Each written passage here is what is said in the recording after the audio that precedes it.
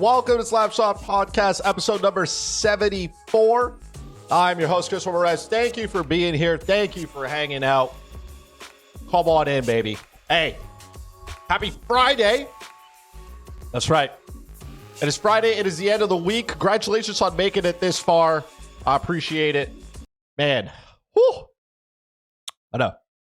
We were here last week. Don't worry about it. We are here today. Happy day after Halloween. I hope you got all the candy that you deserve. Milo and I were dressed up as hot dogs this year for Halloween. If you didn't see that, you can go ahead and check it out. It's over on Twitter at FuzzyChris91. While you're over there on Twitter, make sure you go ahead and follow the podcast at Slapshot Podcast. If the algorithm has brought you in here on YouTube, hey, I appreciate you for being here. Go ahead, hit the sub button, ring the bell. Click the link tree over on X on Slapshot Podcast. You can get this wonderful podcast wherever you enjoy them. Yeah, that's it. We got a lot of stuff to talk about today. We're going to get to some news. We're also going to get to Puckdoku. I did do it last time, and apparently everybody's like, hey, where's the Puckdoku? You guys tuned in just for that. So I got to keep giving you... I got to keep giving you what you guys enjoy. So we're going to do some Puckdoku. Then we're going to take a look at the Montreal Canadiens because why not? Right? Why not? As you can see, look at this. I got a beautiful... I got a haircut. My mom's going to be really happy about that. I got a haircut. Shout out to Jason for the wonderful cut. If you are in the Montreal area or south of the island, make sure you hit up Jason. Get your fresh cut, fresh fade.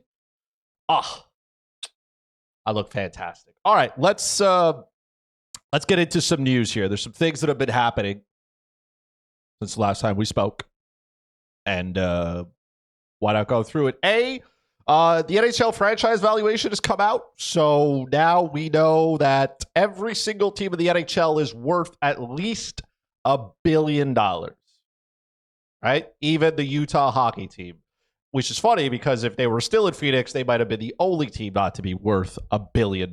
So good for that. Gary Bettman, you can say what you want about him, as I have. But he has been very good for owners, right? Owners are very, very rich people now. Gary Bettman has had a lot to do with that. NHL owners keep getting richer, and NHL players are still not making enough money, right? They're the only pro league where, I mean, maybe, I don't know if we'll ever see football contracts, quarterbacks making like $400 million, or like baseball players making like $500 million and stuff. I don't know if we'll ever see an NHL player get a contract like that. The salary cap has definitely suppressed it, but good for teams for being worth money. It's growth. Take it where you can. Connor McDavid has sustained an ankle injury. He is out 2 to 3 weeks.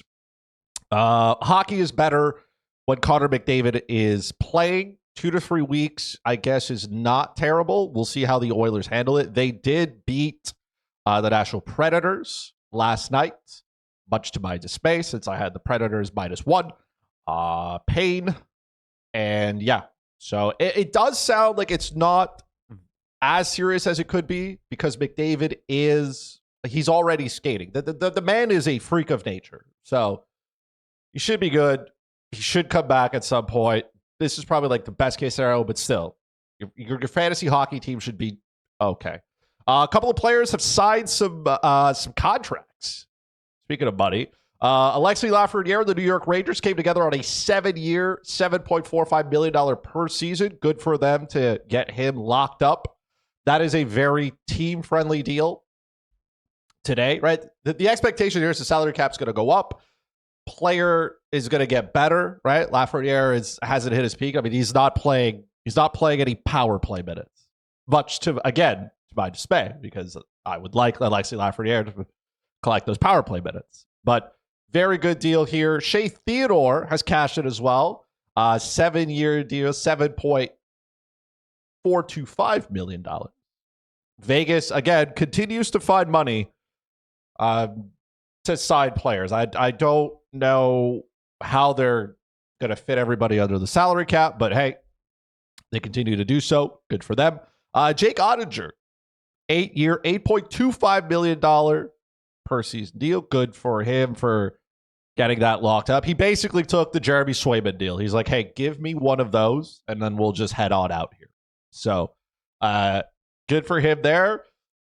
Evgeny Malkin has scored 500 goals in the NHL. So congratulations to Gino.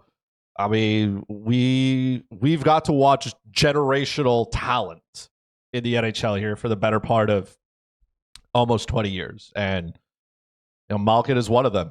In my mind, one of the best Russian players to ever play the game. So good for him. Sticking with the Penguins here.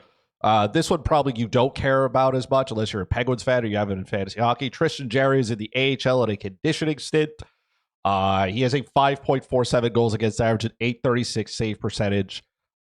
Tristan Jarry has clearly fallen off the planet. And there was once upon a time where we were talking about him maybe being the starter for Canada at the Four Nations Cup. I think we could put that to rest. He will not be. Homie has fallen apart. He's still got a ton of money left on his deal. He's still got some term. I don't know what the Pittsburgh Penguins are going to do with him, but it's not good. That's not great, Bob. All right. So that's kind of what's happening around the NHL since the last time we have spoken to each other. All right, let's get right into it here. Again, I know you guys tuned in just for this. Okay.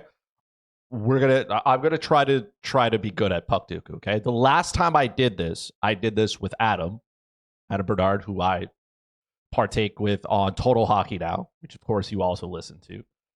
So here's where I'm at here. Let me see if I can make this a little bit bigger so we can.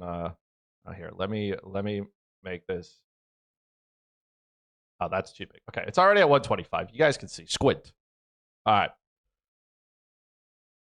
Honestly, I don't think this is as bad as it could be. This is very doable. Okay. All right, let's crush it. Now, as always, I'm not going to cheat, okay? Looking at this right off the rip, I think this is doable. I do. I think it's doable. We're going to find out. Okay, let's start with the easy one here. The Philadelphia Flyers and the Columbus Blue Jackets. Okay. I was going to say I'm going to do Scott Hartnell. There we go. That was a good one. Pretty decent here. Let's stick with the Flyer. Actually, you know what? Let's go down here. 1,000 games played. Let's go Rick Nash. That one seems pretty easy, right? 50 plus game played, playoff career. Bobrovsky. Okay. Okay. This is good. This is good. This is good. Let's get a little here. Let me move this ad. There we go. All right. This is a good start. Now this is where it's going to get. Okay, 50 plus points in a season. I'm going to do Danny Briere. 500 plus career penalty minutes. For the Philadelphia Flyers. Aaron Asham?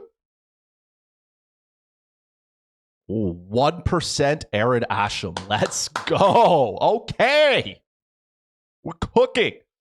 1,000 career games and then 50 points in a season. I mean, these are pretty. This one seems pretty easy. Let's see if I can try to get the uniqueness score up a little bit here. 50 plus points in a season, 1,000 plus career games. You know what?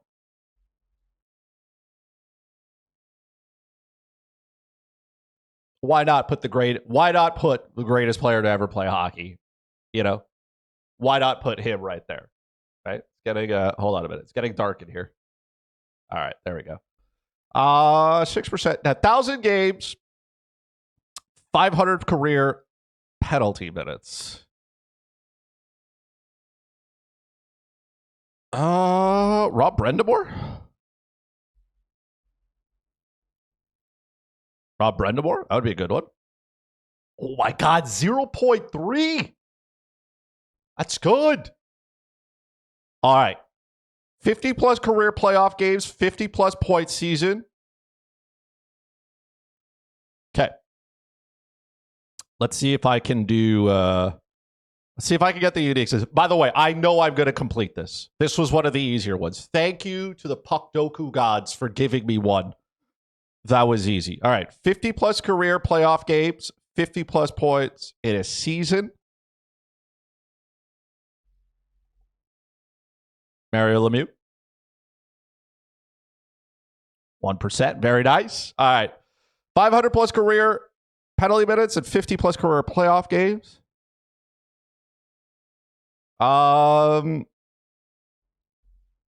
Dave Andrechek.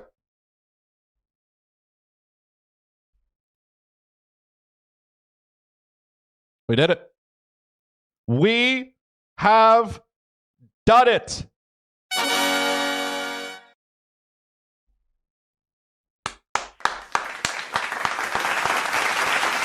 There we go. Hey, look at me. Hey, that's back to back completed Puckdokus. Am I on a streak? Is this a wagon? Is this a wagon? Oh, it's definitely a wagon. This is a wagon. I'm feeling it now. All right. Let's do the stats here. Just for fun. I am so good. The uniqueness was actually 68. What'd I get? 70 something? Did nobody play today?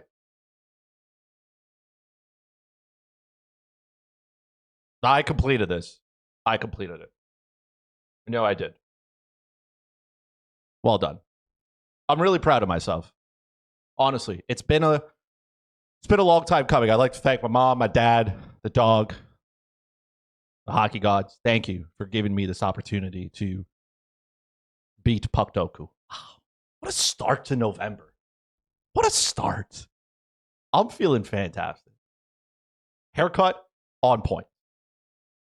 Puckdoku completed. I hit my underdog bets yesterday. I mean, I got candy as well. Well, I finished it. That candy didn't even make it 24 hours. This is good. This is really good. All right. So we completed Puckdoku. Now we're going to talk about something that's less enjoyable. Okay? We're going to talk about the Montreal Canadiens. I know. You're saying, wait a minute, Chris.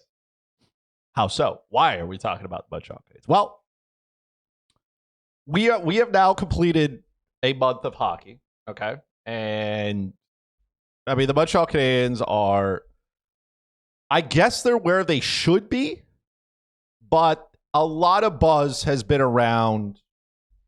A lot of people think this team should be taking the next step. And to be fair, they probably should.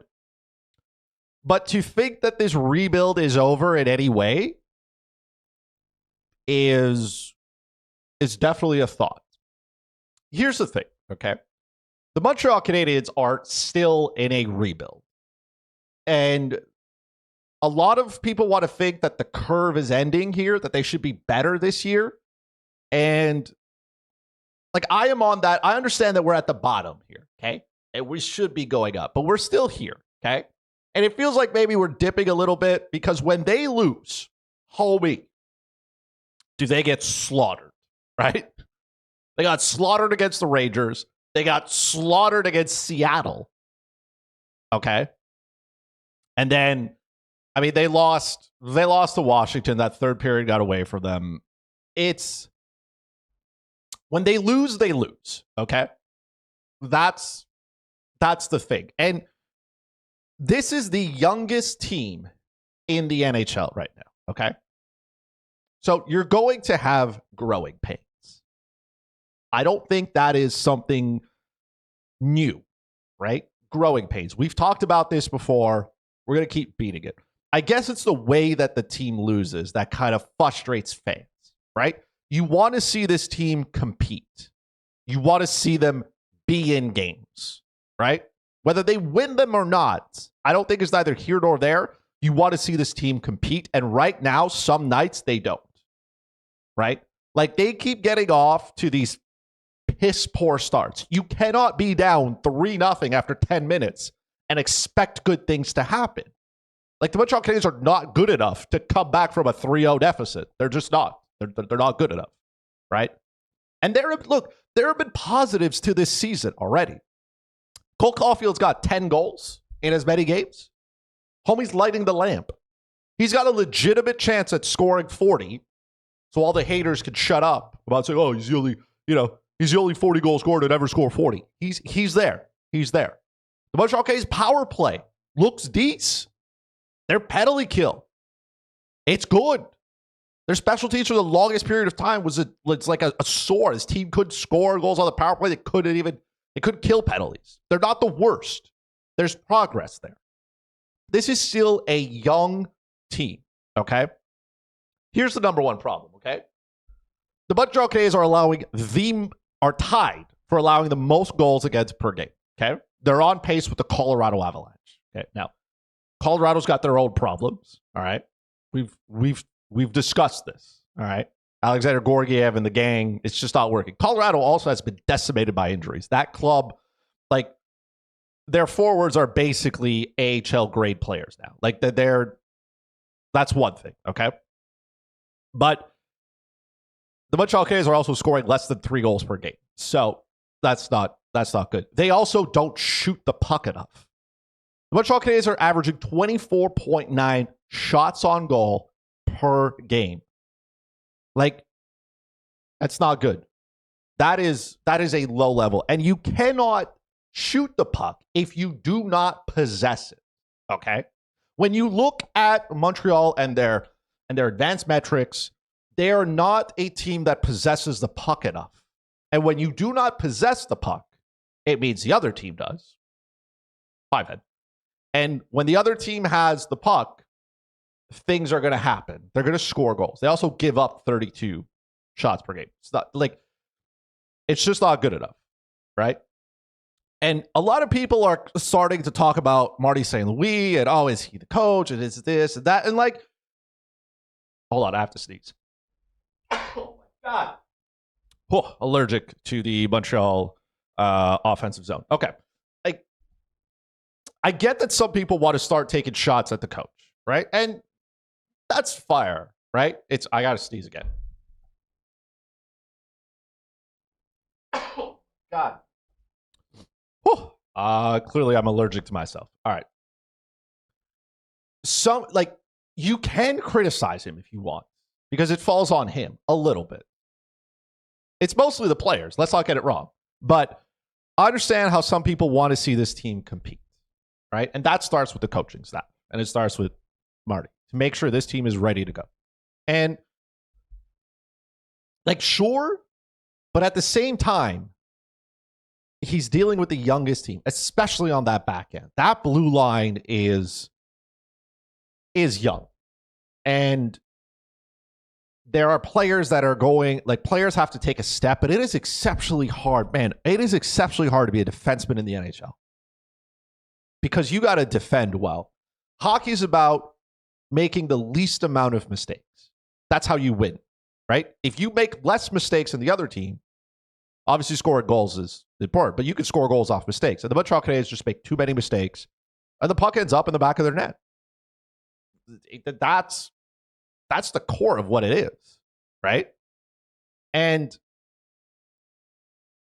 I guess what I want to see here is, like you said, is the compete and the progression, okay? I think it's safe to say that Montreal is probably closer to being a lottery team than a playoff team. And I thought that they could be a team that fights for a playoff spot. But as of today, that is not the case. Now, there's still lots of time to turn this ship around, okay?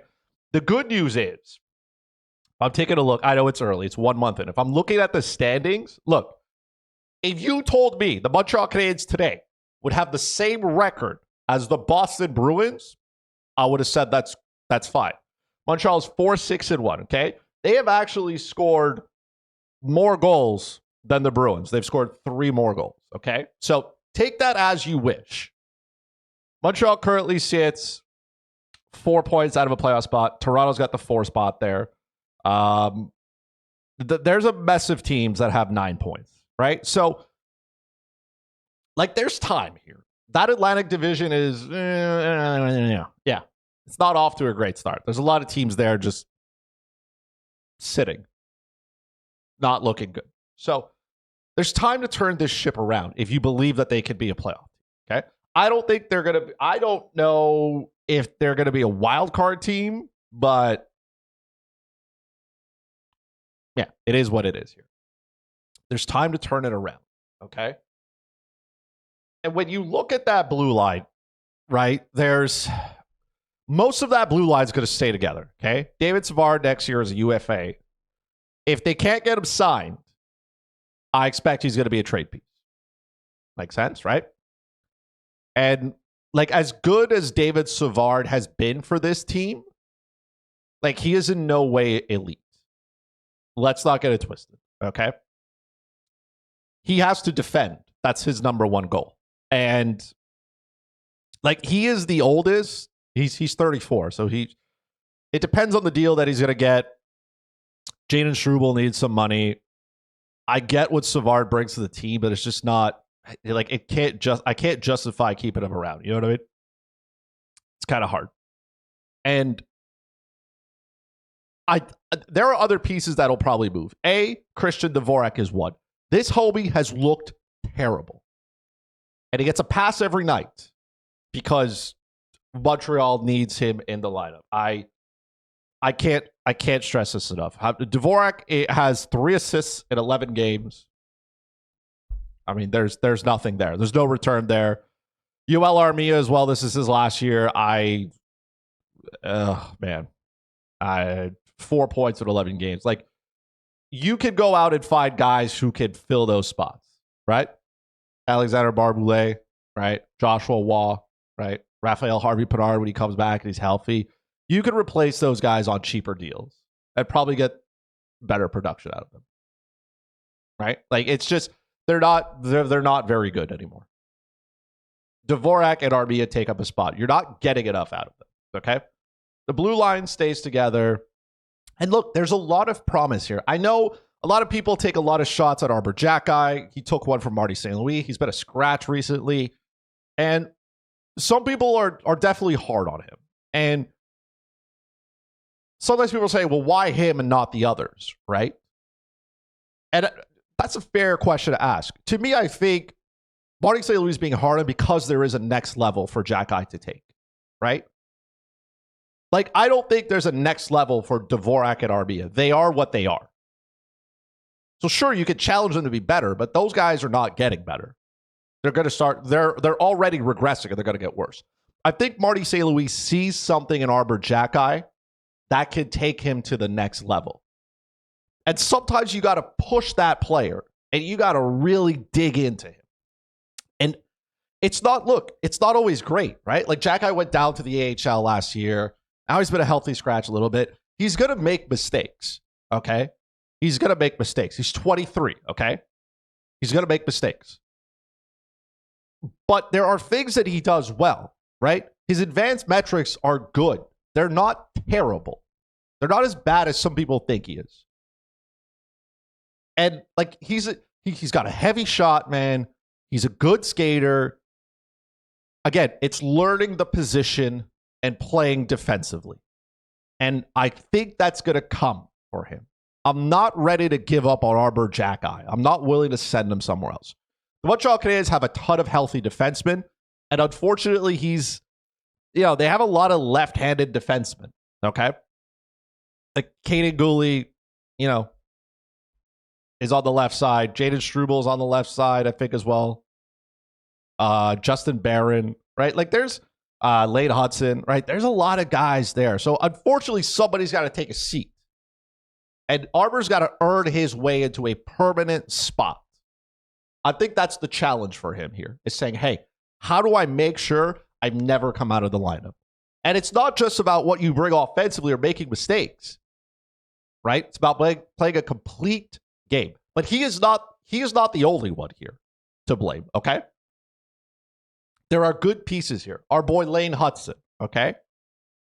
A lot of people are taking a victory lap on him, saying, oh, we were told he was going to be, super good, and here he is. He's like, he was -4 in like 2 or some odd games, right?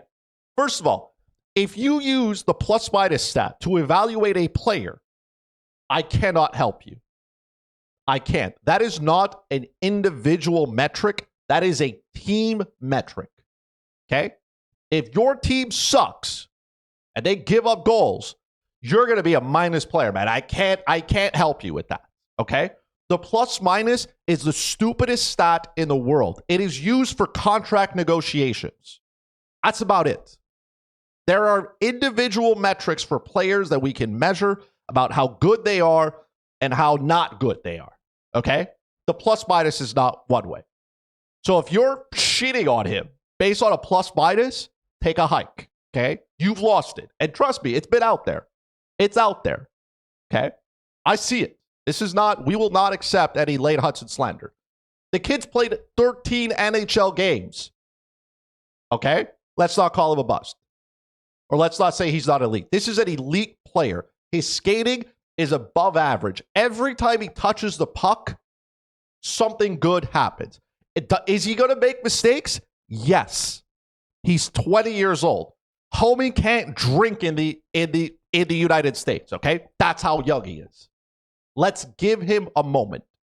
The offense is there. The skill is there. Let's develop it. He doesn't need a stint in the AHL. Stop it. He's not going to learn anything there. He's going to torch that league. He's got what? He's up to what? 10 assists or something? I'll find it. Don't worry. 7. He's up to 7 assists in 11 games for a defenseman.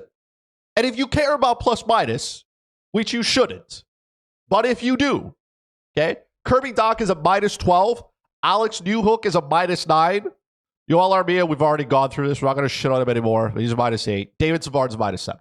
Okay? In case you care, which you shouldn't, but in case you do, okay? These guys are minus players on a team that gives up the most goals against per game. What did you think is going to happen? The Montreal Canadiens give up too many shots on goal. They do not play well in their own zone. This is what happens. There are, like I said, there are advanced stats here. And I'm not going to go through all of them because we're not teaching a class today. And I know some of the boomers are going to be like, oh, it doesn't matter. The eye test. Back in my day, we just looked. Look, welcome to 2024. Let's take the advanced stats and let's take a look at it. When Lane Hudson is on the ice, good things happen. Okay? He drives the play. The Montreal Canadiens are a better team when he is on the ice. It's not even close. They generate more offense as opposed to guys like David Savard. David Savard is there to defend, but when he is on the ice, the Montreal Canadiens are not creating opportunities. Okay? Because David Savard doesn't possess the puck. I know, it's shocking. Right? Just in case you care, the player with the relative expected goals, the best difference in on-ice expected goals versus off-ice expected goals. So measuring a player when he's on the ice, how many goals is your team supposed to score versus when he's off the ice. Okay? Justin Barron is at the top at 9.8% in difference. Okay? So when he's on the ice, the Montreal Canadiens generate more expected goals than they're expected to give up. Okay? 2 is Lane Hudson. 2. Okay? Everybody else is kind of mangled up in the middle there, blah, blah, blah, blah, blah, blah, blah. And then you start to get into the negatives. So when Arbor Jackeye is on the ice, the Montreal Canadiens are expected to give up more goals. And that is fair, okay? It's a work in progress, and I'm fine with taking the time. Jackeye brings a lot of good things here. He has struggled defensively. Still time to work on it, okay? Logan Mailloux is there as well, which is fine. Right? He needs more seasoning in the AHL. He needs to play more games. We know his defensive game needs help. Okay? We know this. It's fine. You know who has the worst relative expected goals differential? It's David Savard. When he is on the ice, his team's on-ice expected goals percentage is 26, which is not good, by the way. When he's off the ice, it's 47.8. So his team, that's a 21.8% difference. That is massive. So when he's on the ice, the Montreal Canadiens are not attacking. They're not generating chances. They're not likely to score a goal. When he's off the ice, it's a lot better. Again, for all the things that David Savard brings, okay, hockey is a game about generating goals and generating scoring chances, okay? You need guys to be able to do something. When players possess the puck, you cannot be scored upon. This is a wild concept for some of you, but if the puck is on your stick, it is not on your opponent's stick, and it is hard to score if you do not have the puck on your stick. Make sense? There is time here. All this to say, there are a lot of people taking a victory lap on Lane Hutson not being elite, apparently. And you must be blind, or you must be individually nitpicking things. Is he going to give, like, if that Seattle game, he goes down, he's in the offensive zone, puck kind of, like, I don't know, nothing happens there. It's turnover down low. It's 200 feet from your net, by the way. Puck goes up the ice. Somebody's like, oh, he's just coasting back. Hobie's literally darting to get back to his position. There's a whole bunch of other players there. Ends up in the back of the net. People are like, oh, man, Lane Hutson turns the puck over. It's 200 feet from your own net, buddy. There's a lot of other people in the middle there. Here's what I don't want for Lane Hutson. I don't want them to reel him in the same way they did PK Subban. Remember? There's a lot of talk about him. Hutson has an offensive gift, and it's going to get even better. His skating is next level. The defensive game he can work on. And when you have elite offensive defensemen, you're going to have to live with the occasional turnovers. Okay? Because last time I remember, Erik Karlsson won a Norris Trophy, and I don't think he's the best defenseman to ever exist in the NHL. Okay? But you live with the consequences of those players who take chances. Okay? You want players to be responsible in their own zone, especially defensemen. But outside of being a goalie, which I think is the hardest thing to develop in the NHL, being a goalie takes time. Being a defenseman is second. Because when you make a mistake, like, there's not many people there to back you up. But there are people taking a victory lap so far on Lane Hutson saying he's not as good as everybody keeps telling us. He still has a legitimate chance, by the way, of winning the Norris. Like, shut up. Do not use the plus minus. I swear, man. I swear. When I saw that tweet, he's a -4. Yeah, they got throttled against the Rangers. What did you think was going to happen? The whole team played like shit. It's not just on him. He is the last problem I'm going to worry about. He's played 13 NHL games. Relax. Okay? If he's still like this at 513 career games, then we'll have a different conversation. But give him an opportunity to develop. Okay? So I don't think it is tough for Marty St. Louis, obviously, because these are kids, and he's trying to put together a team, and he's trying to make sure that they play the system, and he's trying to make sure that they execute. Execution is what's key here. And obviously, the Montreal Canadiens are not executing. But this is not as bad as people are making it out to be. I know we want to see the rebuild get to an end here, okay? It's been a while. Remember the last time the Montreal Canadiens were in the Stanley Cup Final? It's been a minute, okay? I remember. Je me souviens. I know it's tough. Rebuilds take time, okay? We're getting there. Trust the process. We're getting there. But some nights it's going to be tough. And for the last 2 weeks, it's been real, real tough. But again, It's early, but the Montreal Canadiens are 4 points out of a playoff spot. If you care. If you care. They go to a 4-game winning streak and everything changes. We have a whole different conversation. Right? Laine's still injured. Maybe adding him to the lineup makes a difference. Okay? Chill out. Relax. No more Lane Hudson hate. Okay? Don't do that. I'm gonna continue to give Marty St. Louis the benefit of the doubt here. You want to see your team compete? Right now, they are, as to his words, they are fragile, and they are. Because that game against Washington yesterday, it was 3-3. It was 3-3 heading into the third, and then they just imploded. Right? They forgot how to play hockey. And yeah, it's frustrating when they start the game and, I'm busy cooking dinner. I turn around, and all of a sudden it's 3-0. You're like, hey, what are we doing here? Like, where do we go from here? There's nothing to go from. You're down 3-0 in the first 10 minutes. We're chucked. We're done. You try to fight back and kind of make it a game, but it's too far back now. All I'm saying is the rebuild is still here. If we end up being a lottery team, so be it. Okay? But I don't think it's fair to crucify Marty St. Louis for this. He's got the youngest roster. He's doing what he can. We're going to get there. All right? That's what I had to say today, ladies and gentlemen. That concludes the podcast. As always, thank you so much for being here. Thank you for hanging out. I appreciate all of you who tune in. Again, if you have made it this far, thank you.